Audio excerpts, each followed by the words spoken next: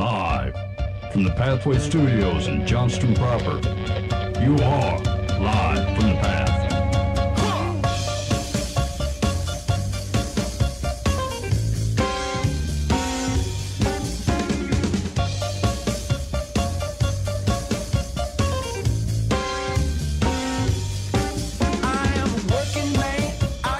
And you're listening to Live from the Path. We're coming from the Pathway Studios here in Johnston proper.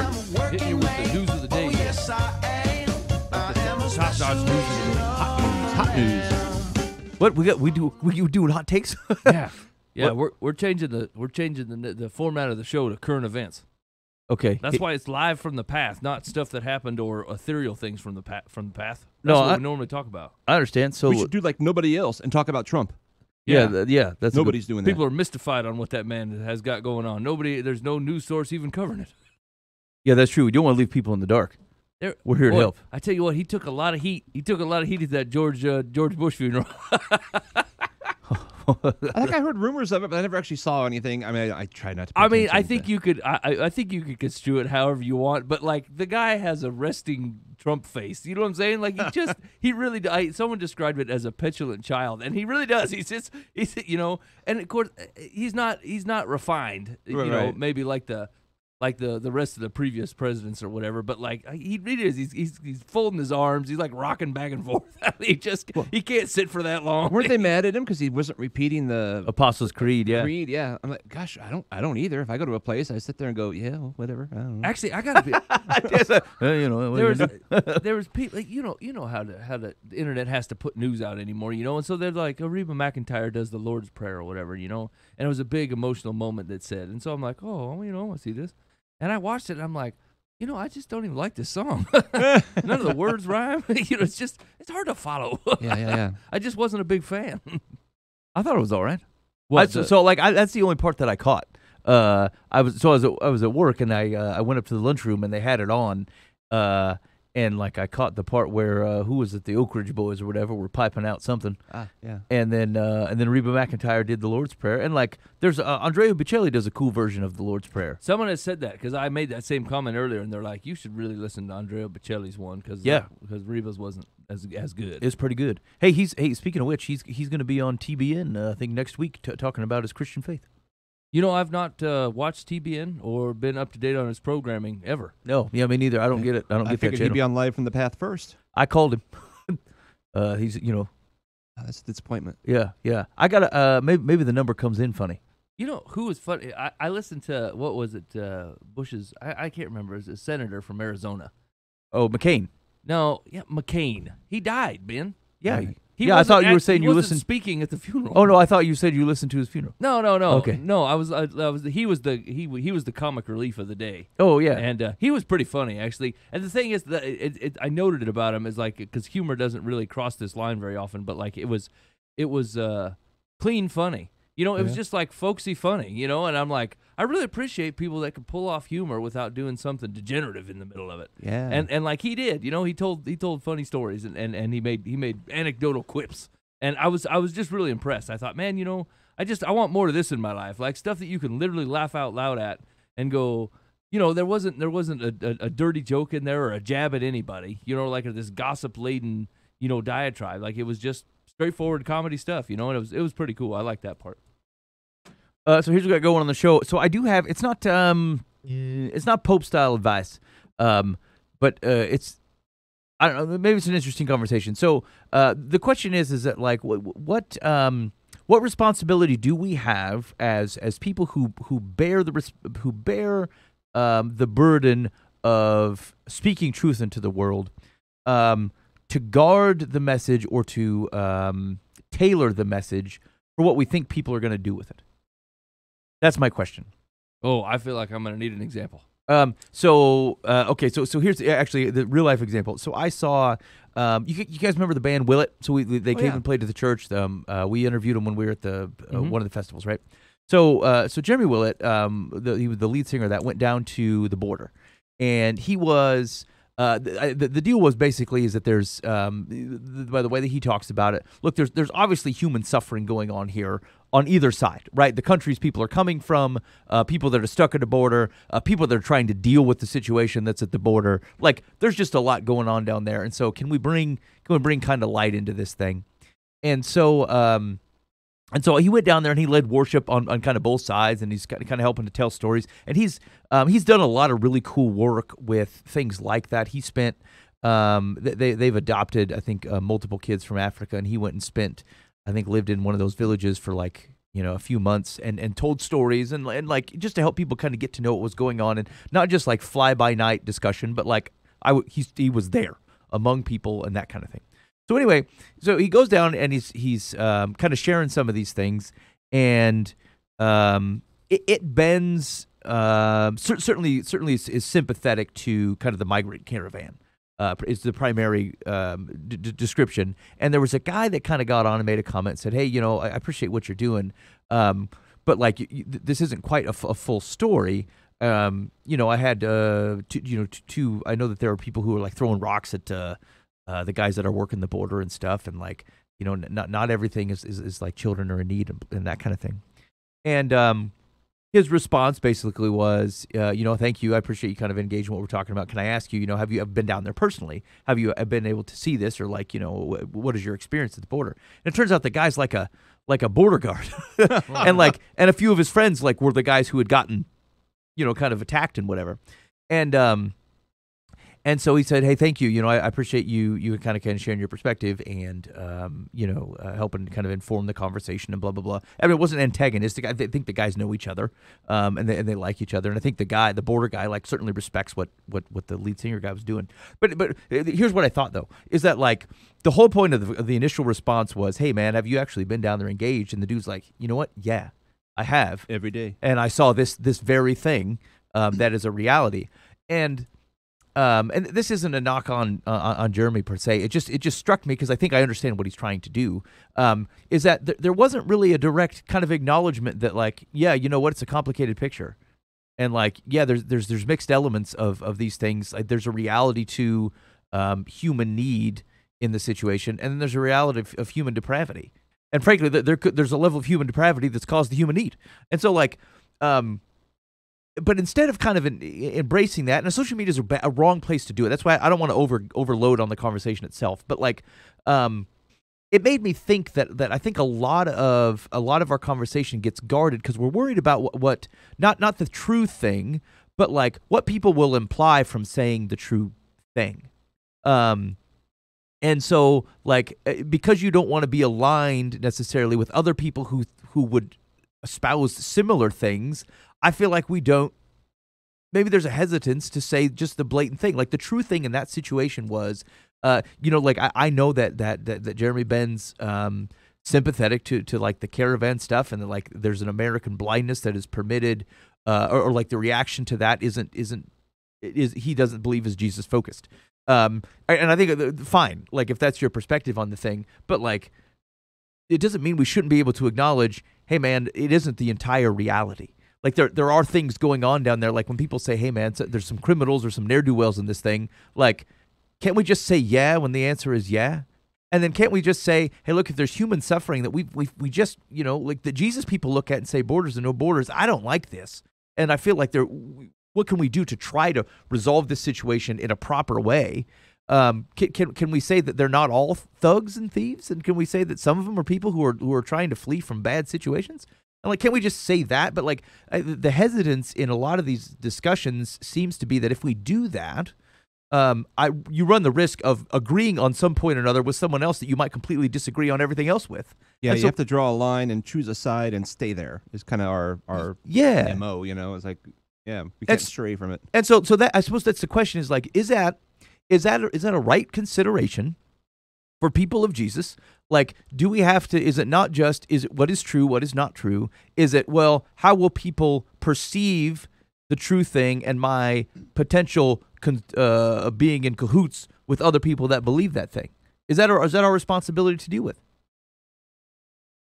Man, it's such a great, I mean, the answer is not a yeah. You know what I'm saying? Like, it's such a great thing because, like, our entire American culture has shifted that direction, right? Like the news is delivered that way. The news isn't delivered on a fact basis. The news is delivered with a fact spin basis, right? And then the people who spin that way only want to read news stories that are spun that way, and there's not much mixing, And so like the thing is, can you explain? Do you feel like there's a duty to explain the entire situation in every situation? I mean, are you saying like it just pertains to, the gospel, or like does a guy who sells shoes at Payless have to say, look, you borderline 9.5, but I think a 10 ought to do you, but you might not do a 10 in this shoe because it's made in Indonesia, and the tax rate in Indonesia for that particular brand of shoe leads people to have 8-year-olds making the shoe. You know what I'm saying? Like, yeah. Like, do you have to roll out the entire situation in every situation, or does the point that you're trying to get across is you can fit in a 10? You should buy the 10. You know what I'm saying? And so, like, I don't think it's practical. I just don't think it's practical to lay that stuff out. I think it's honest to be part of the conversation when the conversation's there. But like your opening gambit, I don't know has to be the Indonesian 8-year-old. When the shoe is what we're talking about. Yeah. So I mean, that reminds me. It makes me think of. I suppose like bare questions, right? Like, are you responsible? But basically, I'm trying to figure out the right way to word this. To what extent are you responsible for the perception of other people? Right? Granted, people are going to take in how they're going to take it in. But like knowing that someone might say, like, write you off because they say, well, if you're going to go down there and lead worship for like a group of caravan people who I think are criminals, then I've written that off. Well, is it your responsibility to fight against that? No, I don't think so. No. And is it so? But on the other side, is it? Is there any reason because what I feel like might be happening in situations like that is to hedge against, well, if I agree and say, yes, you know what, there are some kind of ruffians in this deal, and people might think, well, then I'm not on the side of the caravan people or whatever. Like, is that something we got to worry about, or do you just call it for what it is? I mean, we'd have to say that like, do you believe that people are? That is the way they bend. They bend with an extremely broad brush. Like no one actually wants to participate in the middle of the road conversation. They want to go, yes, they're all thugs, or no, they just need a place to be. We should let them in. And they want to pick a side. Like they tend that way because nobody wants to have the middle of the road complicated conversation. Is it a simplistic view just for simplistic sake? Because nobody wants. You don't want to get in the middle of it. It really is a very, very gray conversation. Yeah, well, I mean, I think it's true that it's easier to put people in buckets. Like, you can deal with them pretty easy, right? Because I can say, as long as you believe this and believe this, I can write you off. I don't have to deal with this. I don't have to engage in the dialogue. I can just be like, well, that guy's a compassionate liberal, and he's obviously crazy, and so I don't have to deal with him, right? Or, like, that guy's a wingnut who wants to shut down the borders and never let anybody in. He's a heartless snake, and so I don't have to deal with him. Yeah, we've become lazy in even having the conversation because of those buckets. We put people in the bucket. We just label them, keep them there. And then we're inconsistent because of that. Like even the current conversation these days with the baby, it's cold outside. Right? Radio stations are taking it off because it's Me Too and it is terrible. So then like Christians are saying, "What are you doing? That's so dumb. Play the song." And if you look at the song, it really legitimately is a guy trying to engage in what the Bible calls fornication. I mean, if you listen to the words, it's like actually we're against that. Yeah, right. Regardless of whether it's good-natured or otherwise, it's actually we actually don't support it. But the wrong people now are trying to get it off. So now we're trying to say, yeah, we should play the song. I'm like, I'm okay with them not playing it. You know what, Dan? That is an element that has not really been part of the conversation, and it is an excellent point. Right, like we're fighting whether is it consensual or is the guy being a real creeper? But either way, the end result. They're not married, and they shouldn't be doing it. So, I mean. Yeah, So I think that's the thing, and maybe that's what I was getting at. What I was thinking on the way here was, like we're an advertising culture. We're a culture which we are. We know we're being advertised to, and we've come to think about ourselves as a brand, how I speak. Yeah. And so like we've taken on this position on how we interact with people. As like, well, how do I angle this in such a way so that people will hear what I want to say? And that's not wrong, but like, I do wonder if it causes us our wit or our competence in trying to communicate a suave message distances us from true things, from core true things that are potentially complicated. Here's what I know is politically what I believe is complicated. It's not an easy thing. There is not a bucket that exists. I've got pretty wide variations of government interaction and the extent of people's freedom and the protection of Christianity or people's right to worship. Like I fit into a lot of different camps here, and so like it's just a complicated thing. I can't fill out a sheet and then have you say, all right, great, you will know me. And like the example I gave is that like the reason I struggled with that particular interaction on Facebook is because I live on that issue very much in it's not a middle as in a compromise, but like it's a declaration that like this is complicated. There are people's needs. There are bad people. Yes, I think it's both, and I think we've got to. And I think the solution is not an easy one. You can't just say no across the board, and you can't say yes across the board. It's hard. It's going to be work, and it's going to be the right work though. So I was disappointed in that because I thought like that was even a simple acknowledgement of that shows some level of humanity. And I think like a rational thinking, but like it felt like a protection of this image of what's going on, so that you didn't want to even give an inch. So you're saying that like you do that, like without someone acknowledging that it's complicated, then I'm assuming that I can't trust you to take all the facts in right, because I can tell it's complicated from here. And if you're not willing to acknowledge that, then I don't think you're giving me the full story. That's right. If you're trying to sell me that it only works one way, and that there isn't a complication here, and that like unless you can prove to me that the thing is totally a lie, right? That there are, for in this example, nobody chucking rocks, no thugs at all. Like if that was totally fabricated, fine. But like if that's not the case, then like dismissing buckets of people's concerns about a situation feels disingenuous to me. And it feels like if you're not willing to say, I recognize what you're thinking, here's how that situation doesn't quite fit into that, or like, here's what actually complicates that is because of X, Y, and Z, that seems like a productive conversation to me. You know, I think the distinction you're making, and the people that would tend to make it, are the people that lead other people. The people that are looking to just go stand in the group of people that already agree with them, don't see any reason to give the background. Don't see any reason to give the complicated version of it, because they just want to stand by the folks that are already here and already thinking that that's the thing. And so, but like people who want to lead people want to lead all of them and say, this is how we should take this in as a society. This is how we should take the whole issue in, and this is what I think our output should be. And it varies, and it's complicated, and there's levels. And that's leading all people, not just finding like your people or the people closest to how you are.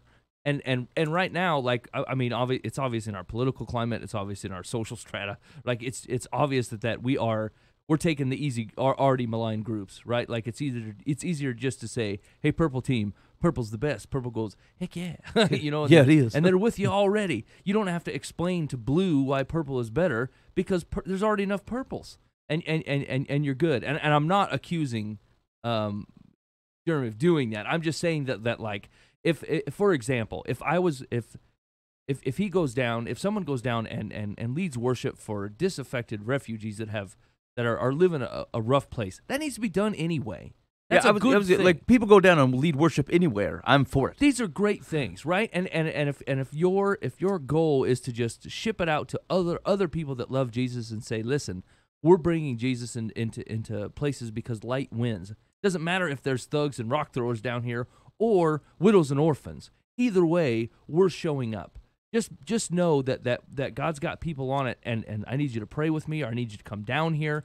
That's a call to do something in a specific area, and I don't have any issue with that, right? But on the other hand, if other people are taking it in as a politicized statement, or this is the deal, and nobody should actually be worried about the thugs, you should just pray and hand out food, I don't know if that's the statement he was making or not, but it can certainly be taken that way by the guys on the other side and go, well, you're not painting a full picture. So that's what I'm saying, is like, what responsibility do you have to paint to his followers on his Facebook? Zero. Yeah, so I guess that's what I'm saying, is like, I'm less concerned about someone saying that it is your outward responsibility to paint a full picture, but like, if you dodge a full picture, Like maybe that's what I'm getting at. Maybe I feel like we have, like, Jesus was an enigmatic in this, right? Like the holiest man to walk the streets, and the Pharisees were like, he's hanging out with sinners, and he didn't care to explain himself, except for to say that the sick need, it's the sick who need the doctor. Same guy told parables purposely, and said, you hear it if you hear it, and left it at that. So maybe, I guess that's what I'm saying, is that, like, I don't know that I'm saying, hey man, you went down to be part of leading worship to people who some might say are criminals. Explain yourself. I'm not saying that. That's what I guess I'm landing on where I'm comfortable, is to say, look, it's not your deal, but like it's also is not your consideration.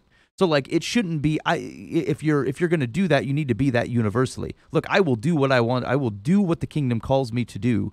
And I don't feel the need to explain myself when someone says, "Hey, man, are you? It feels inconsistent for you to be down here leading worship for these folks." And I'd be like, "No, I don't think so." Yeah, but I think it's not.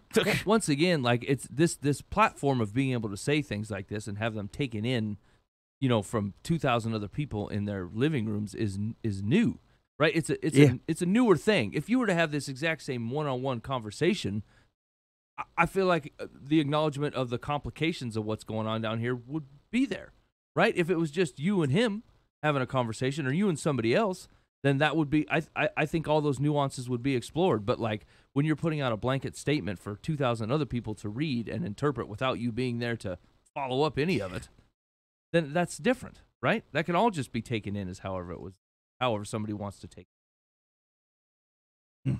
So there's really there's no way around it. I mean, I can count on, I don't have enough hands to count how many times I've said something that was inadvertently completely offensive, and I didn't intend it to be that way. My heart was not in the offensive mode at all, and only to find out that someone's been gnawing on it for 2 years because I ran my mouth on something, that I was not intended that way at all. And I didn't ever get the chance to defend myself. We didn't even talk about it, and it turned out to be a thing completely behind my back. Right, but that's the thing with communication. You could solve it if you'd had that follow up conversation. But if you just take what you want to take and go, I mean, you could be just the same people that are, hooray, Trump said this, and there's 50% of the other people that are like, boo, Trump said that, and it's the exact same statement, and it's just taken half and half, and then everybody's upset. And so, like, I think it's the platform that brings the complication to it.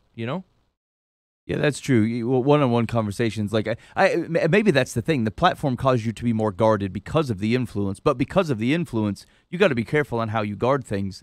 To the extent that, like, if your end goal is to say, hey, I think the gap is that people are not sympathizing with, say, maybe the caravan, and so I'm going to protect that by not otherwise acknowledging some of the sense of the reality that maybe people who we feels like are the prime targets to not sympathizing, like not to give it an inch. And again, I don't know anything further from the conversation. I'm not proposing that that's what he's doing, but it occurred to me that people can, and frankly, I feel like people do. That we treat the platform in such a way as that we are afraid of not being able to buck it out, because it brings trouble. It brings complication if you're the person that says, yeah, you know what, I have sympathy for this down here. I want to bring worship and God's light here, but recognize that it's not that clear of a situation. There's some rough folks down here. And like, it doesn't, you don't easily fall into a bucket. And maybe that's the core thing, is that, like, I feel like kingdom people are responsible for a broad perspective. And so, like, to the extent that you're falling into a worldly bucket here, I feel like it's bringing risk. Christians are complicated because, not complicated. We are complex and enigmatic from the world's perspective because Jesus was. And to the extent that you are not an enigma, if I can describe you easily by your political party, then we may be missing something. Like, we should be hard to pin down, frankly, because we don't fit into worldly buckets very easily. Maybe that's the core thing, is that let's not fight for the buckets. Yeah, I mean, I feel like it's just flat out nitpicking, really. You know what I'm saying? Like, I just feel like it. Like, once again, I feel like it's a new social way that we expect.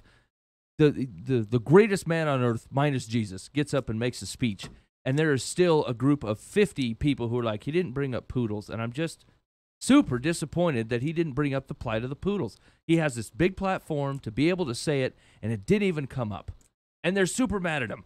And he could have said the greatest things and brought everybody together. And the Poodle guys are still mad because he didn't nail that one thing that he wanted to talk about. And like that's just a very, I don't know. It just seems like it's so unfair for anybody that wants to say anything and they're open to ridicule on what they did or did not do when like their whole goal was to just, hey man, there's people down here that need talked to or this is where God's doing work here and here. You know what I'm saying?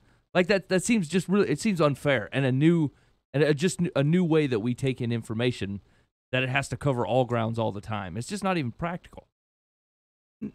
So I mean, I don't disagree with that. I think that's not quite what I'm saying. And it's not so much what people are. And maybe the situation is hyper specific.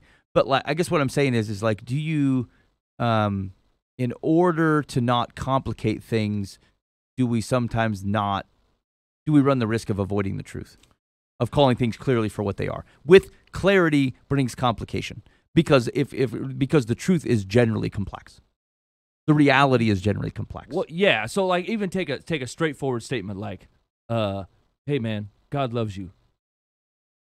And my worry would be that if you provide someone with a statement that says God loves you, it means that he likes exactly what you're doing and all the things that you're doing in your life and that you're making no effort to know him. Just know that God loves you. Well, that's way more complicated than that, right? There's a God to follow and a God to worship and a life that gets changed when that stuff becomes a reality to you. But if like, I mean, we've seen the danger of doing that, of throwing out this, like, God loves you for exactly who you are. That's not exact. I mean, he does love you, but he doesn't want you to stay where you are. He wants you to move. But if you leave it at the simple God loves you, then yeah, you probably did do them a disservice. But like, there's ways and means to going about that conversation. And so, crap. Now I'm sitting. I'm grabbing what you're saying. I don't know. Crap. I've put no thought into it. I'm a simpleton. I think maybe what it comes down to is that like, let's let it be true, right? So let's not let it be shaded, not let it to be like we're going to deal. The Christians are going to deal in reality. We're going to deal in clear statements, and we're going to deal in reality. So if someone says, "Hey, man, yeah, there's violence at the border," and I say, "Hey, man, have you been down there? Have you seen it?" "Yeah, actually, I was there. It happened." It's like, yeah, there is violence at the border. It's complicated. There's also need, right? You know what I'm saying? I'm not going to shade what is going on or what the truth is, to try to influence the ends. I'm going to assume that truth itself, and wisdom associated with it, is what produces the right ends. Maybe that's what I'm saying. Like the sense of advertising to try to influence behavior has become a personal thing, and I feel like it's to the detrimental of our ability to communicate true things. Yeah, I mean, it's our entire culture, right? It's all of it. Everything is a shade. Well, it's like we're afraid that if we're completely honest, the people who are on our side, maybe some of them will slide to the other side or something. Yeah, you know, it's like, well, because you're right. It's not black or white. There's some big gray in there, and we're all battling over the gray people. The black and the whites are battling over the gray, and so if you give an inch, you're just afraid. They're going to go the other direction now. I've lost some. Yeah, right. You're not true to the cause. Yeah. We're going to go down and do worship because we're God people, and that's the only thing that matters. And it's like, well, there's some bad people. No, there's not. That's the point, though, isn't it, Dan? Yeah. It's like the cause is the right thing. That should be the cause, right? The cause is to do the right thing or represent God's people or what God's heart is for all of the people. And God's heart on a guy that commits all kinds of crimes is for him to love and follow Jesus in jail. That's God's heart because he does bad things, right? A guy that's been disaffected and is the sojourner in your land. God's heart is to feed that man, right? And get him started on a path where he can feed himself. And so, like, the cause should be the right thing, not your side of the right thing or like your portion of the right thing. Maybe that is true, and I don't know. They both have parts of right, because it's also right to protect our citizens from people who want to harm them. Yes, and it's right to help people that are legitimately having some honest needs. You know, they're both right, and so that's where it takes thought and conversation and work and reasonable thought and reasonable conversation, right? And the brain that God has gifted humanity with to subdue and rule over his creation with, right? You put it in practice and you go, what can we do here? Like, what can we actually do with all these things? instead of just going, look, the guys that want to stop them at the border obviously hate people. That's not true. Yeah. And the They're guys all that want to let racists. them all in Yeah. don't love our country and don't care that they're taken over by terrorists. Well, that's not true either. Mm-hmm. So, I mean, can we talk about what the situation is and figure out where the good is? There's good in there somewhere, and you're not going to get everybody. The poodle guy's still going to be mad because the immigration debate is not about the poodles, and he's still going to be upset. But you got to start. I mean, you know what I'm saying? Sometimes you have to protect humanity and their waywardness from themselves, right? Like literally, we like to complain about the state of our political process in Washington. We've created this. We did this. We asked God for kings, and God relented. You know what I'm saying? We created every problem that we currently have. There's not a group of 300 bad politicians in Washington. There's a group of 300 people that we elected to be there and promoted the actions that they take. And it will continue as long as we put up with it. And the same is true with this microcosm debating that goes on with every single thing. We could agree that on every bit of practice, but at the end of the speech, the guy will say, and I love Puerto Rico. And they're like, oh, I see. It's a Puerto, you know what I'm saying? And then he's Right. gone completely. We're not listening to him at all because he's a fringe Puerto Rican man who loves Puerto Rico more than other states. And all of a sudden we're at odds. Yeah. So it's absolutely ridiculous. And so I think that's the core of it. Then, like, so it's to simplify the very thing is it seems like it shouldn't have to be said, but we deal in true things and not shaded things, not things that try to drive to certain ends. We deal in the reality of the things, and like it's not that you can't focus on certain things, but to the extent that we deny or shade other parts of reality to try to influence people, we're no longer dealing in truth. And like that is the thing that should stand out about how Christians are interacting in some of these types of things, is that we're not easily bucketed because we're willing to deal with a reality, because we're the ones that can face it with any sense of reasonableness, because it is not our forever reality, and we're well aware of that. And so if it's, and this is to me as much to anybody, is that it's okay that things are enigmatic, that they're complex, and it is not your responsibility necessarily to make sure that everyone is super clear on the thing that you're doing, as long as what you're doing is faithful and is dealing with reality and not trying to shade it one way or the other. Yeah, and to be honest, once again with the platform angle, right? You don't actually have to tell everybody. You know what I'm saying? If it is super complicated and you know it's going to get misconstrued, maybe the right is to not bring it up to 2,000 other people. You know, to just deal with it in what you're dealing with, and that's hard too, right? Like the thing you do when you find this thing and you're going to shout it to the world, like everybody should know about this. You find this with granted, we've all been on mission trips here in the last year and a half, right? But like people will go to another country and get all gassed up and show back and be like, everybody should know we need all kinds of money for this, and everybody's like, what? You know what I'm saying? I guess, I mean, if you say so, why don't you get the money? You love it so much. And I like that answer, right? Like if that's your deal, then you hit people up one-on-one and you drive it and you do that. Right, but like throwing the guilt out like a spray bomb, right? Like it's flat out not effective. I don't know. It's interesting. For some reason, I keep thinking that this parallels to the parable of the seed somehow, and I just can't quite. It's not landing. Yeah, I can't put it together. Not taking root. No, it's not. It's being scorched. Hey, man, that reminds me. In the rocks. Next week, I want to talk about. I think it's Luke 16 about the shrewd manager. I love that parable. Hey. It's difficult. It is. It is difficult to discern. Like I remember parts of that, and and like in my mind, I thought, oh yeah, okay, here's the application of it. And I was reading it a little bit closer within the last 5 days. I'm like, what? What though? It really feels like what is going on here? It feels like the Lord goes, "That's the way to use the brain I gave you." Jesus, you crook. Yeah, I mean, if you're on a sinking ship, grab some inflatables. we're gonna hit that, and like I will note also that the Jesus. Luke's narrative of Jesus has some pretty harsh line drops, like where other guys have cut off the story in a much lighter tone, and then like Luke's Jesus is just, I mean, he's got like 3 chapters in a row where there's some kind of extended parable, and like at the end of the parable, someone's like, "Hey, bring the people here, and then I shall dispatch with them," or like they will all be cast aside into the pits. And I'm like, what? Whoa! It just takes Luke is a lot more explicit at the ends of some of these. Anyway, remind me then next week, Luke 16. Yeah, I got it. We're gonna talk about this shrewd manager. Okay. Hey, so they released, and the year's not over yet. I don't know. this is going to start happening. People are trying to get ahead of the game here, and we're going to know in July what the top X was in 2018. Yeah. So, like, the YouVersion has released the top Bible verses by country in 2018. And it was kind of an interesting list. Hold on. So, so what are your guesses? Top Bible verses highlighted, noted, or favorited in the YouVersion Bible app? For the United States? Yeah, for the United States. Philippians 4:3. The 4:3? 13? 4:13. Dan? Yeah, I would agree with that. It's got to Okay. be. Let's check. People are wild with that one. Let's check the United States. I United used, States. I used it this week, in fact. Is Holy cats! United States comes in with Isaiah 41:10. that the knit together in the womb? No, that's Jeremiah 29. Just the eagle? Or no, that's I have plans. Hold on. Okay, I should Prosper you? What I have. Yeah.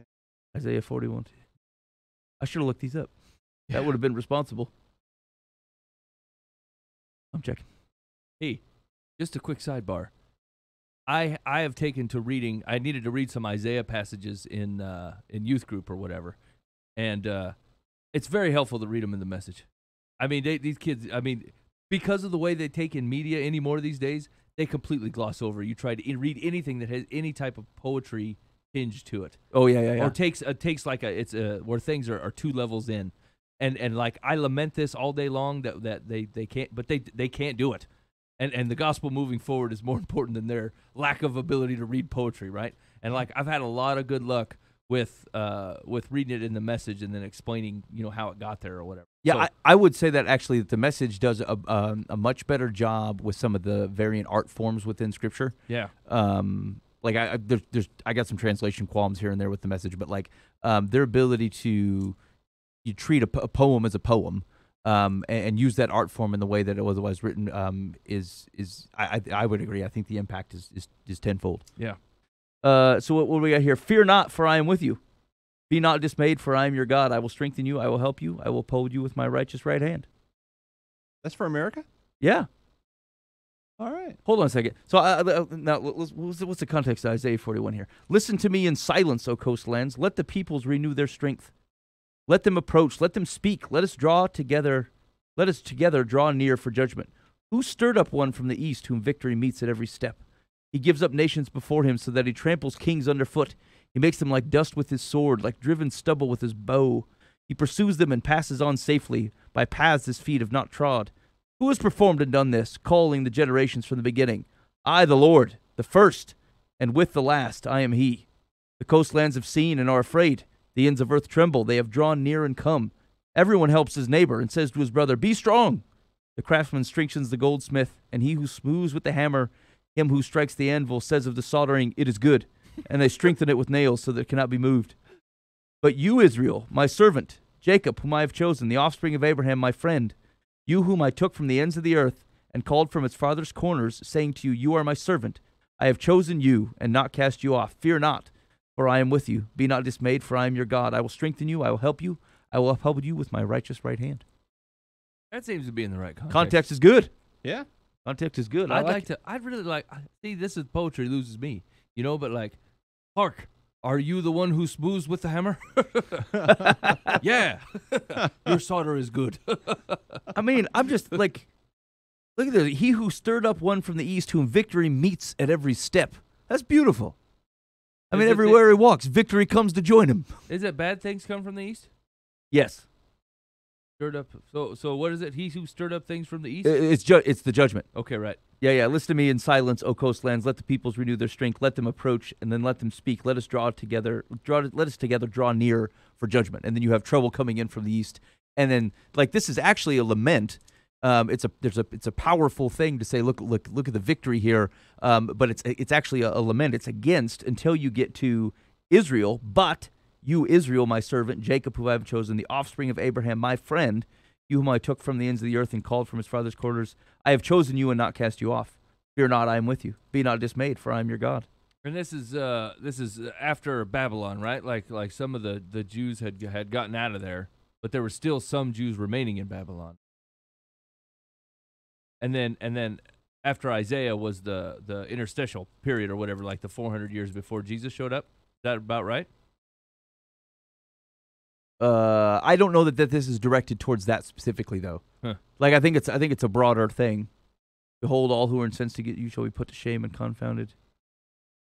Yeah. I don't know if it's addressing that or not. What's the number one in Zimbabwe? Does it give Zimbabwe?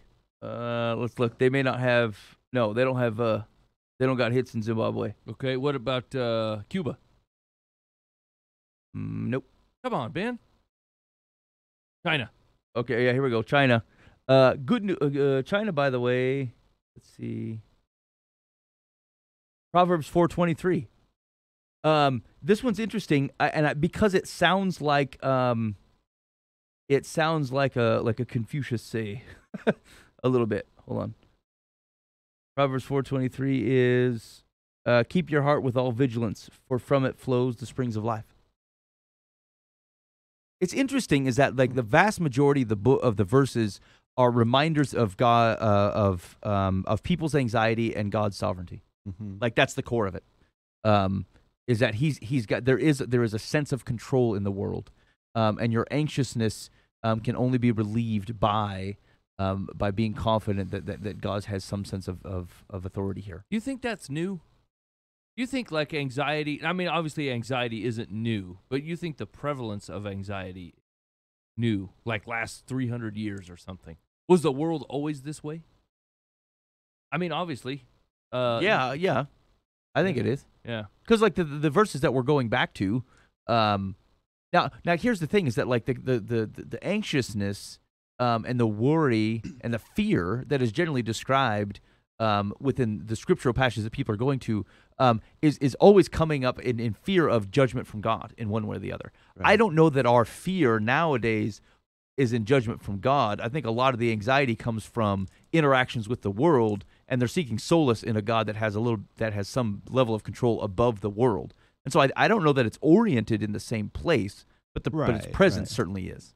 Yeah, we're stressed out over work or being pressured at work or neighbors or relationships and their culture might have been pressured over, gosh, if the crops don't survive, I don't know how we're gonna eat this winter. So is this kingdom going to come down and sweep down and kill us all and take away my children or whatever? So they're both very real, but they're very different, I'd say. Yeah, it just feels like and maybe this is pulling a lot from Old Testament stuff, right? But like it felt like some of the major fellas in the Bible, like they you didn't get the sense that they were sitting in a corner going, you know what I'm saying? Like, oh, sorry, what was that? like they're, you don't get the sense they're worried about anything. They call a spade, and they're like, hey, they're trying to kill me. Lord, I'm holding you to account. You do something, or you will carry me through this. And I'm emboldened by your strength, right? Well, we're like, I don't know, God, if you could maybe help me. Or are you there? You know what I'm saying? Like, and like it just seems like people were willing to just take this stuff head on. Like, hey, if I don't think Yahweh is holding up his end, I call Yahweh to account. Where are you? What is going on? What are you doing?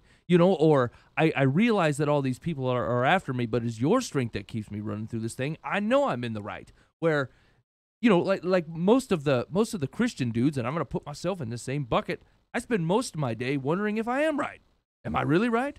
Am I really taking this in correctly? Am I seeing this right? Why I feel like it doesn't matter what decision I make, I can't trust that it's a decent one. I'm always worried that I've pulled the wrong trigger, or I've come down too heavy or too light or whatever. It's like this constant questioning of everything that I do, and I don't know. It just doesn't seem to be a characteristic of humanity in the Old Testament at all. And even the New Testament is framed a little bit different, not near as humanity-centric, but more, letters and the stories of the life of Jesus, right? But like even the random folks in there, they just don't seem to be as yellow-livered about most stuff. They just kind of come right after it. Do you think I'm hey, is that not the same sense that anyone else gets?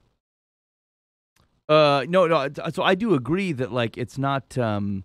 I think it's not the same. I think, again, people's anxiety comes from something biblically seems to be rooted in something a lot more, I don't know, not as wimpy. Like it's something that you should rightfully be afraid of. Right, like if you're talking about the judgment of God, you're talking about walking outside of his will and his ways. Or people trying to kill you. Yeah. That's where they're casting anxiety. Say like, I'm worried about this thing. Our level of the thing we worry, I don't know, is the same thing. Like I'm not sure that it similarly shares some of the perspective that otherwise Scripture's communicating. And so like, I mean, yes, you can repurpose that, but I'm not sure it's equatable. It's not the same. It's not quite the same situation. That's true. Actually, you find a lot of folks that will take some of these things in Scripture that apply to something very heavy inside the Bible, and we will apply it to something very light going on in our lives in perspective. You know? I mean, and here's the thing: is like God, like again, if it's a God that counts the hairs on your head, like it's not like He doesn't care about those things. I just, I feel like it is. This is gonna sound bad. I think it is a victory of Satan for us to get thrown off course to fight the battle on such minuscule terms. I think the scriptural battle, I think the kingdom battle is of a serious consequence, and we're beating off ants with a broom and sweating profusely and like, Lord, carry me through. And it's like, well, yeah, I mean, I get that you're fighting off ants with the broom, but like, you know, we could take that broom somewhere else and really do some damage. Well, that's the thing, and maybe that's the whole point I'm trying to get to is I feel like we have anxiety because we have this dread about so many little things. Like, what if I'm late for my job interview? Well, what if you are? You know, what if I finally got a day off on a Saturday and the mower doesn't start? Well, what if it don't? And the grass gets a little tall or whatever. And like, we just take this stuff super hard. Like, oh man, you can't imagine the day I've had. The mower didn't start. Well, man, that's just the worst, you know. Ain't that the kibbles and bits? You know, got a stain on my shirt. Oh, I mean, and it really is all. And I was super victim of it today. There was a couple things that happened to me, and like they were just small things, and I was so mad. And I was just getting fired up about the whole thing. I'm like, man, could this day just go any more poorly? And like, what a terrible perspective. Like we've just lost the perspective, focusing like on these super tiny things, which then turn around and feeds into your news feed on your phone, where the news is about super tiny things, stuff that no one actually cares about, you know. But then you see the headline, you're like, no doubt, I had no idea Kenny Rogers tried to take an Uber when he was in San Francisco. Ridiculous. You know. And then you're off, sidetracked, you know. And then you got 700 people on your Facebook feed, and 3 of them had bad dinners, and you missed 5 school plays, and you didn't even know that your friend Steve had 4 kids instead of 3, and you're like, man, I'm terrible at being a friend of Steve. You know what I'm saying? And it's all this stuff, and it's just constant, small and tiny, and then you see people going, the strength of the Lord will carry me through this, and sometimes you wonder if God goes, I don't care if your grass is 4.25 inches. Like, I just do not care. I don't know why you do. I don't know why you do. You want to steward your place and make the place look nice. I get it. I built you to care about this creation, right? But like this one Saturday that mower did not start, you going to have a deal about this? I mean, I just can't. It just feels like he shakes his head and goes, I got creation and glory, and I've made you in my image and likeness, and this is what you're doing with it. You look ridiculous, you know? Like almost comedic style ridiculous. And we do it to ourselves, and that is probably a victory of Satan. You got off track of this glorious joy that God's given you because the mower did not run, you know? It just our seems so prosperity has made us soft. Yes. Yeah. I mean, I feel like, is there a way, is there a swap? Is there a swap page or something that I can go to that says, hey, look, I'm worried about something dumb. Someone at least, like if I'm going to bother having some anxiety, at least make it of some consequence. Well, and it's probably a result of not having to worry about things that are big. You know what I'm saying? That's a good point. Are we going to be taken over by warlords? Probably not. You know, probably not today.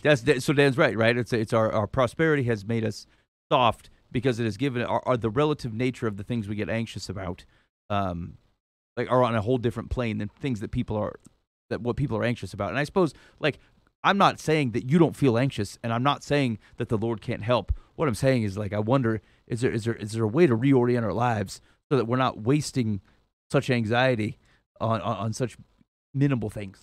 Yeah, because, I mean, tell me it's not the thought of most average Americans where they're like, if I could just, you know, pull this lottery off one time, things would really be different. Well, sir, you have won the lottery in comparison to the rest of the world. and you got problems. You know, you're on the way to Salisaloo thinking there's going to be great things there. And it turns out you got more problems than you can handle right now. And so the prosperity you have right now are bringing you troubles. And you think that more of this prosperity is going to fix it. And like, trusted with little will be trusted with much. We're failing at the little. The little we have is too much for us. We get all fired up and cranked out about it, you know? And like, there's no even keel. There's no levelness anywhere. It's just, I'm talking about myself. Crap.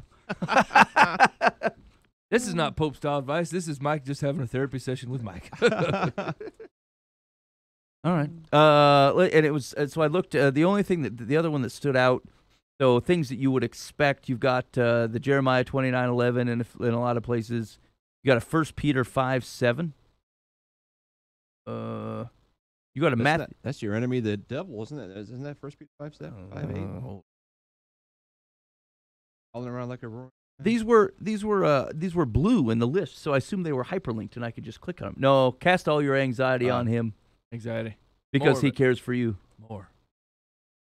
You think some people just need a boyfriend or a girlfriend? Verse 8's the next one I was thinking of. My adversary, the devil, prowls around like a roaring lion. Yeah, I just want someone to care for me. I'm gonna date Leanne. You know, and I think we're a lot of the church is trying to get involved with the aftercare of anxiety. You know what I'm saying? Like how to help people that have anxiety issues, and I think on the most part, everybody's got them, and it ranges from minimal to life hampering. Like you just cannot seem to get through life because of all these things, and at some point, like I think we started to accept that it's just a thing now, and I actually don't think it has to be. Some people it is. It's an imbalance. It's a thing, you know, like, and they have it, and it is an actual disease or whatever, you know. And there's no taking away from that. But, like, some of us are just pouring this thing on for no reason.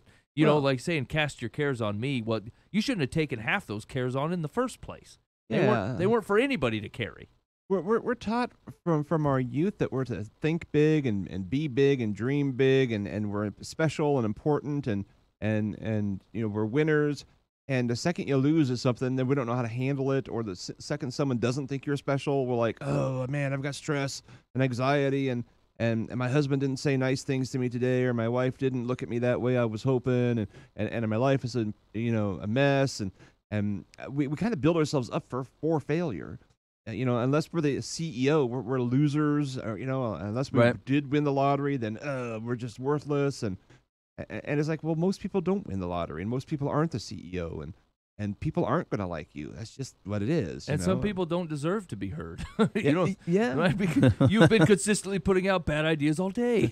Maybe I have nothing truly of value to add to this. Yeah, maybe you should just go do the thing your boss said instead of being like, hey, I've reimagined this, and this is the way I think the company's unethical. Well, whatever. Yeah, go ahead and Either count go do the the job we're pencils. paying you to do or quit, you know? Yeah. It's a bigger I have to really put some better thought into this because I obviously we're swinging a very big bat here in a very crude way.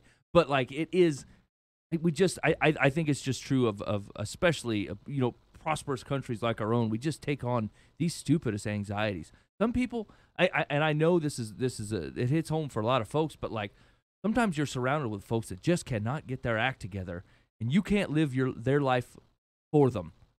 It's not an anxiety to carry around. It's just a truth. You can't do it, right? And, like, at least 3/4 of social media interaction is complaining about somebody else, right? That, like, you can't control, you can't puppet them. You can pray for them, and you can put it in God's hands, and you can do the best that you can. But, like, when it keeping you up at night, you might be overstepping a little, right? Like, you're trying to take on the way that someone lives their life, and they're just going to do it. And like, we do that a lot and especially with the amount of interactions on social media. Now you're taking on the lives of a couple thousand people. Like, I just don't think you were meant to carry. Right, you know a lot more. You know a lot more people, and and it feels like personal situations, and so, like, it's more that it feels like you bear the responsibility to carry. Yes, and it's a false. It's like, oh man, Jeremy's having a tough time or whatever. Barely even. Jeremy, you know what I'm saying? You barely know. You met him one time at a conference 3 years ago. You're not buddies. I mean, you could certainly pray for him or whatever, you know. But, like, taken on that anxiety of things that you just have absolutely no 2 cents to throw in at all. It seems super unnecessary. Yeah, agreed. The only other interesting prime variation happened in Thailand. Was it Thailand? Hold on. Matthew 6:33. And that is That's Sermon on the Mount business. yeah, but seek first the kingdom of God and his righteousness, and all these things will be added to you. Yes. Yes. The You know- Taiwanese. Maybe this should be disappointing, right? But like none of the verses you've highlighted so far is simple like the Lord like in Deuteronomy, like the great Shema or something. Something that's not about us, but just about him. Like just about God, like God is all powerful and mighty. You know what I'm saying? Or something. Right. Something that is merely a statement of how great God is and not our what we can gain from it, like Yeah, losing our anxiety or gaining strength or something, but just who God is, and yeah, maybe that should be Korea says, Different. Proverbs 69, in their hearts humans plan their course, but the Lord establishes their steps. They're on with that. That's not anything that promises that the Koreans will be emboldened. It just says, look, the Lord's got this thing handled. Yeah. All right. Hey, speaking of Bible reading, check this out. There was a story, and Mike, and then we'll do some advice. Chance the Rapper is on a sabbatical to study the Bible. This is from the New York Post. This is today, released within the last 6 or 7 hours. It says, don't bother Chance the Rapper. He can't be reached right now. The Chicago-born lyricist, 25, announced on Instagram Friday that he's going on sabbatical so he can get closer to God. He says, I'm on a plane headed out of the country. I'm going away to learn the Word of God, which I'm admittedly very unfamiliar with. He captioned a video in which he cradles his new nephew. Chance, whose real name is Chancellor Jonathan Bennett, says he's taking it upon himself to study the Bible in full and is starting off with the first 5 or more books. He hopes to pass along his knowledge to the next generation of Bennett men. He also plans to give up smoking during this time away. Since the announcement, Chance has been posting passages from the Bible and images of his daughter at what appears to be a secluded sanctuary. While it's unclear how long Chance's sabbatical will last, he's releasing new music. He's also got an upcoming show slated for December 20th in his hometown. A request for additional details from Chance's rep wasn't immediately returned. I think that's awesome. Yeah, that is awesome. So, like, I don't know if you'd recognize tunes from him. He's kind of an interesting dude. He had done some things where, like, he showed up and gave like a bunch of money to his hometown school districts to try to help the public schools. A substantial amount of money. He won some Grammys, I think, 1 or 2 years ago. He's a popular dude. Yeah. And anyway, it was cool. Like, it's not just, hey, I'm gonna go seek God or whatever. He's like, I'm going to study the Word, and I admit that I haven't read it, and I feel like I need to read it, so I'm gonna read it, and I'm gonna pass it on to other generations of men in my family. I'm like, That's awesome. that is awesome. What a line in the sand that says, you know what, my not knowing the Word ends today. And here we go. Yeah. That's pretty awesome. Hey man, so like, whatever kick in the pants you might need to, keep your Bible reading in check or fire it up. Just know, even guys like Chance the Rapper are like, it's got to change. Now, you can't afford the plane and the secluded place, but here's the deal: no one's harassing you like they're harassing them. I bet you can find seclusion in your life, average Joe. I know I can. Yeah. I can find myself a place. Coffee shop. There you go. I went to this. Actually, Library. there's a new coffee shop in Ankeny called Porchlight that I think is run by some Jesus folks, and it's a nice place. It's kind of like in the older part of Ankeny. I'd recommend it. Jesus folks have really found their niche with the coffee shop. They have. They love it. They have. It's cool. It's cool looking in there too. Anyway, cha-ching. I'm going. They give me free refills when I'm there. If I told them I'd talk about them on the show. Yeah, right. Here's the deal: they give everybody free refills. Yeah. But it's also true for me. Dear Live from the Path, I'm an older IT professional, 58, who had a very successful career until a year ago. I was part of a major layoff at the company I worked for many years. I've not been able to find a job in the IT field since. Besides my skills and knowledge in IT, I'm an accomplished handyman with skills in most of the trades. The issue is, my wife is insistent that I get another job in IT, mostly for the benefits. Older IT workers have a very hard time finding work in the field. I'd like to start a handyman company since I enjoy this kind of work. If I start a handyman business, my wife, for the first time, would have to go from being a part-time worker at her job to full-time to provide us with benefits. This will cause a lot of strain on our marriage because she has made it clear she does not want to work full-time. I think she's being selfish. I've provided her with a very nice lifestyle for many years and feel it's time she step up and do her part. I'm not sure how to broach this subject without an argument ensuing. Help. Yeah, I mean, you ain't going to get it. An argument's going to ensue, yeah. Yeah, that's a hornet's nest you got there, friend. I'm frankly- guessing the kids are grown, 58. Yeah. Mhm. You Yeah. know, so it's not a child issue. They had to have a good. Surely they can have an adult conversation about it. I mean, let the guy do something different. Yeah, I mean, I don't know. There's not like a simple answer here because the benefits are at play. Yeah, She would have to find either it's new work or like take on more work or something. It sounds like she works part-time somewhere, and she'd have to go full-time to get the yeah. She won't be able to match what he had. I'm sure he must have been pretty high level at that age. Yeah. I mean, he was going to retire in a few years anyway. Why not just call her quits on that?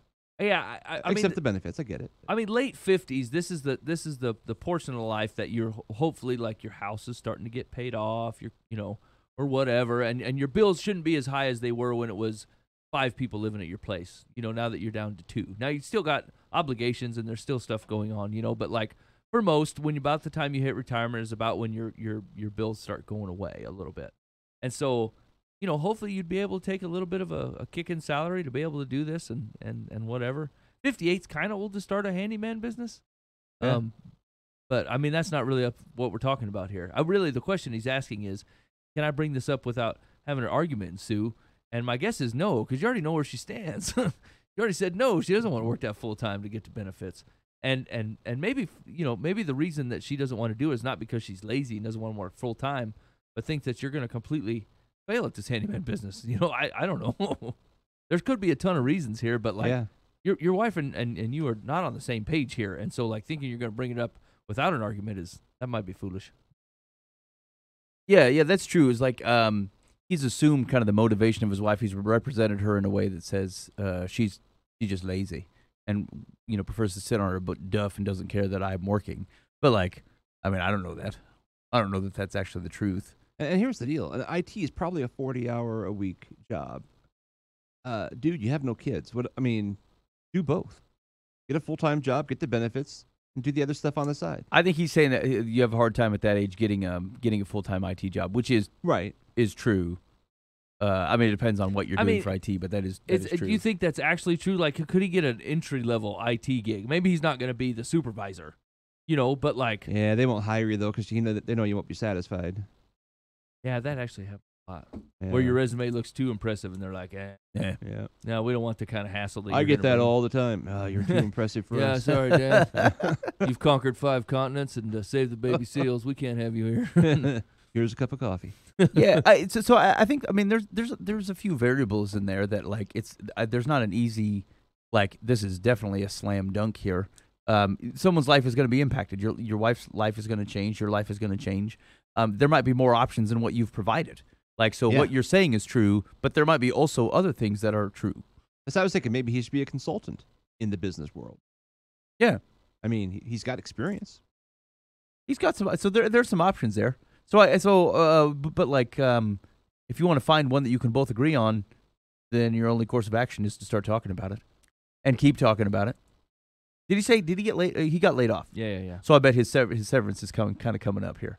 Yeah, I think where he says, I think she's being selfish. I've provided her with a very nice lifestyle for many years and feel it's time for her to step up and do her part. Maybe you and your wife have not had a common understanding of what your life is for the last 20 years. Something like, obviously that's gone on too long. I mean, and I know it's a subject of some confrontation at some houses, but like, my wife and she's very clear on what my role and responsibility is, and I'm very clear on what hers is, and this discussion is not going to come up later, right? It's just not. I think we're pretty set there. We're good. And so like if you waited 20 years to have this conversation with your wife, then I think you missed the boat by quite a bit. Yeah, that's true. It does kind of feel like he's been lamenting the fact that his wife's been working part-time for a while and he's been working full-time, and he feels like he's carrying an unfair load where. I mean, it just depends on the nature of your relationship, but like, yeah, my wife stays home, and I expect her to, that's what she wants to do, and I don't feel anything about that. Yeah, I mean, that's just what she's doing. Kind of is what it is, Okay, let's see. Segular says, expect an argument and be prepared for it. You are not responsible for having been laid off. Seems there's plenty of ageism in your field, and it isn't surprising you can't find a comparable job in IT when the preference appears to be for hiring younger, cheaper workers. Frankly, you are fortunate to have been an alternative, to have both an alternative and the initiative to start a handyman business. Good handymen are hard to find, and your wife should make the effort to support you in what could be a successful endeavor once it gets on its feet. That's what partners in life are supposed to do, isn't it? I mean, I don't know anything about his skills. He could be crappy. I mean, he claims to be a talented IT man and have skills in all the trades. Yeah. Here's the thing. People that are as good at being a handyman as he says, you find that out by working for somebody else and realize that you're carrying the company. And then you go, it would make way more sense for me to do this on my own than to carry this company like I'm doing, you know? And it's a logical progression, right? But like at 58, I doubt he's applying for a construction job with somebody. And I doubt anybody would hire him because he's not done it professionally his whole life. And so, you know, I don't know. Like, how do you know you're skilled in all the trades? Because you did it in your own place? Because, I mean, like, I do a lot of my own maintenance, and good night, I wouldn't accept a dime from somebody to have me do it at their place. Yeah, right? It starts to get scary now. you know? Yeah. Now you're on the hook for some stuff. A 71 Linux, eh? Oh, yeah, I deal with these all the time. By calling the Linux, man. Yeah. All right. Dear Life from the Path. My boyfriend and I have been together for a couple of years. He has 3 siblings, all in their 20s, none married. Mhm. Today I received a group email from his mom addressed to him, his father, his grandmother, all 3 siblings, and their boyfriends/girlfriends, including me, asking for Christmas wish lists. He wants to know what we would like for Christmas and would like us to reply all on the email so everyone else will have ideas for Christmas presents. I don't know how to respond. I don't want to appear greedy, but I do like the idea that she wants to get us all presents that we will like. Can you give me any suggestions on the best way to respond? Oh, man, that does put you in a weird spot. Now, here's the deal. My wife's family is this way. Really? And it is weird. From obviously my upbringing, it was weird. They're like, "What would you like for Christmas?" I'm like, "What?" So you've seen the commercial with the 2 new GMCs? In the driveway? I'll take the red one. That's fine. Yeah.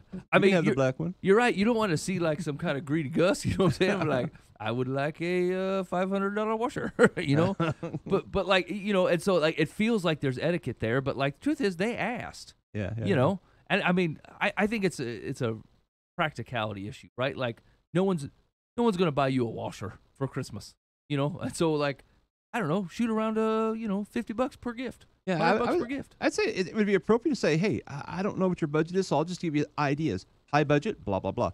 Medium budget, blah blah blah. Yeah. Low budget, blah blah blah. Cheapskate. Anything is great. I mean, I appreciate you even asking, you know, and leave it at that. It really like it does, and maybe it's an upbringing thing, right? But it feels super weird. Yeah. But it's somebody that goes, look, I don't want to waste my money here, right? I want to buy you something that you want, and because I want to give you a gift for Christmas. So what do you want? You know, it seems completely reasonable on its face, but on an etiquette reason, you're like, ooh, what if I have super high taste and they have super low budget? I don't want to make them feel bad or make them feel like a jerk or whatever, you know. But like they asked, just answer it. Just answer it truthfully, you know. Yeah. And a side note, I've gotten really weird about Christmas the last couple of years. The whole thing just turns me off. Oh, you don't dig it at all. No, I mean it's just weird. It's like why do we do this? Like we're just blowing money for no. I'm like, yeah, hey, John's girlfriend, I'd like to buy you something. It's like why? I mean, why do I want to buy you anything? we're flushing money. The whole culture this month of December just flushes money down the toilet, and then in January they grieve the fact that they have no money, or the bills are coming due. I'm like, well, just stop it. Actually, I'm getting to be Grinchy or something. well, I don't know. I mean, yes, a little, Dan. Yes. But like, I do the same thing around Christmas. I go, how are we able to afford this? Yeah. And like the other months, I'm like, what happened? We in the negative somehow. But Christmas, we seem to come up with cash. And like, I mean, we'll put it on credit or nothing, you know, but I'm like, where does money come from? I mean, I'm very generous. I mean, yeah, Dan's right. It's weird. No one wants to think about it because I would like the gifts to continue to roll in. Actually, that's where I struggle during Christmas because like there's that's where a lot of needs come up, and like I'm like, well, it's Christmas, and I'm just chucking money out the window like to good things, but like I asked the same question. I thought like, what I could have done this in October, like the people were still hungry in October. What the heck? it's so event driven, right? Like it's just this time of year and Yeah. this thing, and then we're gonna let it go, as opposed to like a consistent lifestyle of doing whatever it is that might be good of the season, and then frankly avoiding whatever might be not good. Yeah, the thing is though, is like you wonder where all this good feeling and stuff comes from around the gift giving and the Christmas holiday. And the truth of the matter is, people just want to feel like you thought about them, and like a present represents that. I thought about you. I found something that I think you would like because I know you, and we're close enough that I understand what you would like, and I got you this because I was thinking about you. And like we tend to not do that almost any other time of the year, which is why the Western culture Christmas feels this way, is because people are saying, I purposely went out. I was thinking about you the whole time while I picked out this thing, And so like the present actually, I mean, the presents are cool, people like stuff, but the truth of the matter is, it's knowing that someone went and was thinking about you while they were doing something, right? If I get one complaint from my wife, it's that, sometimes I feel like you don't think about me during the day or something, and it just feels nice to have someone think about me. And like the truth of the matter is, yeah, that is true, and I'm not very good at showing that. And that's why Christmas feels like that. It doesn't mean I don't think about it. It just means I don't do a very good job of shooting a text out and being like, hey, just thinking about you. Thinking about you. Yeah. And like, because it really does. It feels nice that even though you and I are not I'm not looking you in the eye, just to have someone hit me up every once in a while that says, man, I don't know, I was reading my Bible this morning and you came to mind. What's going on? You're like, man, I mean, that's cool. Are you trying to pry in my business? But that's cool. Right. And so I think that's where all that comes from, and sometimes we get lost in that the stuff is actually the thing, and like as much as the stuff is cool, especially for kids, the thing is like someone saying, hey, I was thinking about you and I got you this. You're like, cool, yeah, that's very nice. Yeah, but it's still weird. I mean, hey, Pants comes up and gives me a pair of socks in December. I was thinking about you. I bought you these socks, and I think, oh, cool. Yeah, it's Christmas. If he did that in March, I'd be like, you're weird. Yeah, well, right. I mean, like, why are you thinking about me with socks? I mean, I was thinking March. about you. I was thinking about your feet, and I said, let's put 2 and 2 together. Leave my toes alone. I mean, but Christmas, yeah, we just threw everything. We just threw it out. Our whole brain's just like, great, Here, I made these popcorn balls for you. Why? Yeah, why'd you Why? do? I guess that's not a big thing. But I can't tell whether you are a Chocolates. Grinch, Dan, or whether you're onto something. I mean, I'm 50-50 on it right now. I mean, I totally hear what you're saying. It's bonkers crazy. honestly, it's going to Africa because I'm there thinking, no, I sent them $25. I bought them shoes and a new school uniform and a big, really nice meal for their Christmas party. And like, I am more excited about that than the Xbox that just came out, or Right. the whatever in our excess of stuff. I think, gosh, I'd rather I'm sending some chickens to Liberia. I mean, it's like, yeah, that's pretty neat. Yeah. But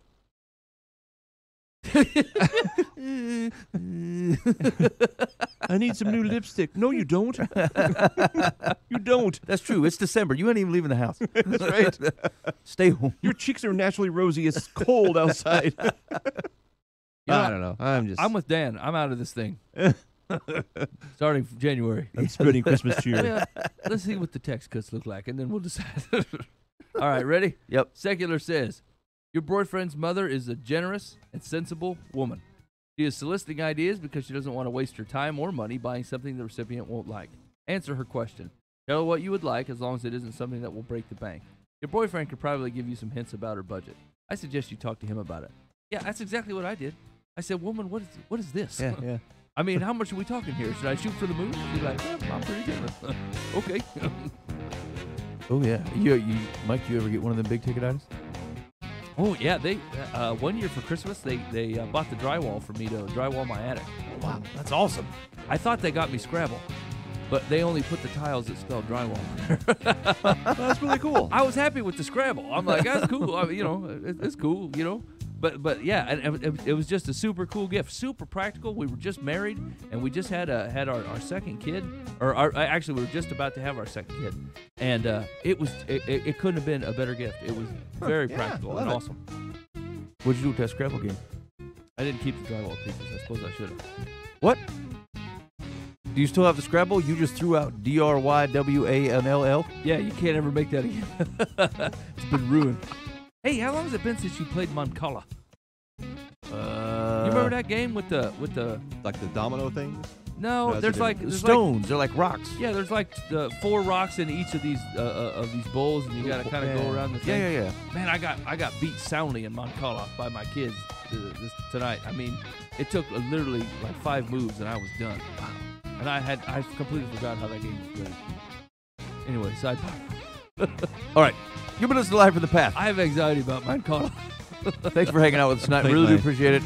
Hey, we got a comment on the show, complaint, or maybe you dig on the thing. Just hit us up on the Live from the Path complaint line, 515-517-0085. That's 515-517-0085.